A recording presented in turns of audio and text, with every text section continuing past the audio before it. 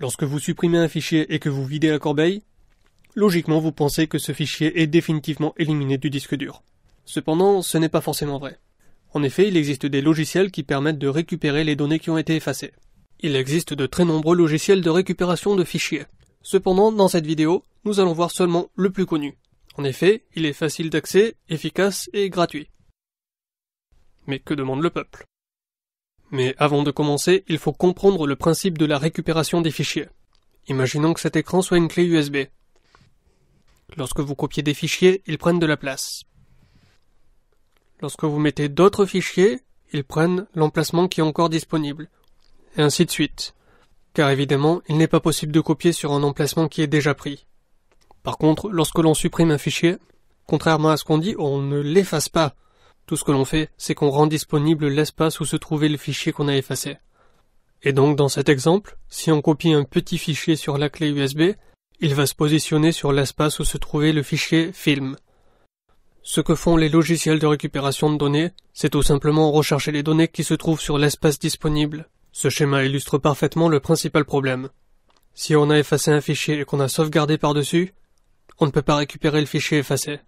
Dans notre exemple, le fichier boulot est intact, on peut le récupérer, tandis que le fichier film est endommagé.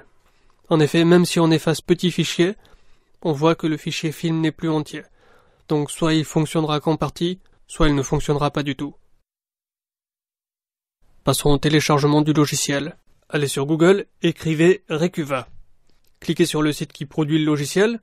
Oui, parce que les autres sites ont tendance à mettre beaucoup trop de pubs, c'est insupportable. Le site est en anglais, mais il suffit de cliquer sur Download, puis sur File IPO, et enfin en haut à droite sur Télécharger dernière version. Puis vous attendez. Une fois le logiciel téléchargé, ouvrez-le. Choisissez la langue. Comme toujours, je conseille le français. Mais bon, vous pouvez mettre en vietnamien si vous avez envie. Dans ce cas, bonne chance. Donc, cliquez sur Suivant. Choisissez bien les options. Si vous ne savez pas à quoi ça correspond, posez la question dans les commentaires. Parce qu'on va pas perdre du temps ici à expliquer quelque chose que la plupart des gens connaissent. Mais remarque, je perds du temps à expliquer qu'il ne faut...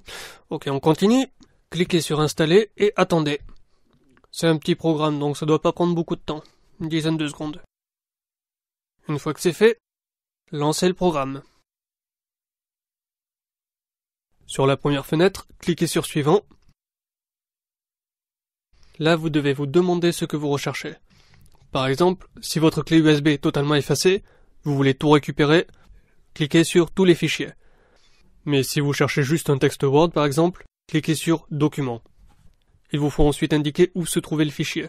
Plus vous serez précis, plus la recherche sera rapide. Donc ici, nous cherchons dans la clé USB.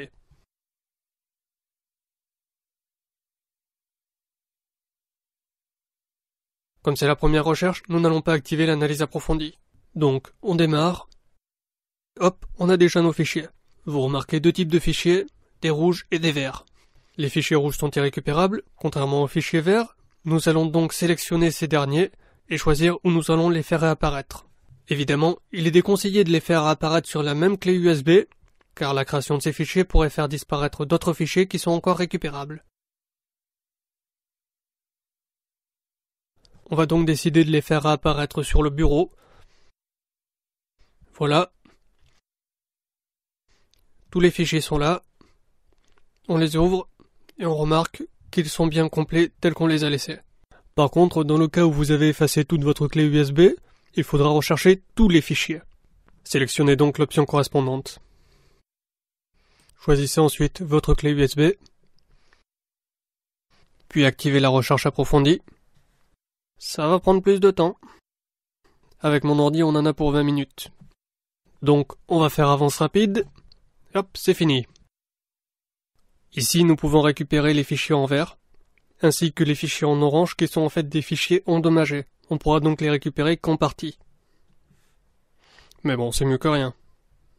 Donc en conclusion, vous savez maintenant comment récupérer des données qui ont été effacées par inadvertance, mais vous savez aussi que lorsque vous vendez un appareil électronique, pour être sûr que vos données soient bien effacées, il faudra donc formater l'appareil, réécrire par-dessus, et le reformater.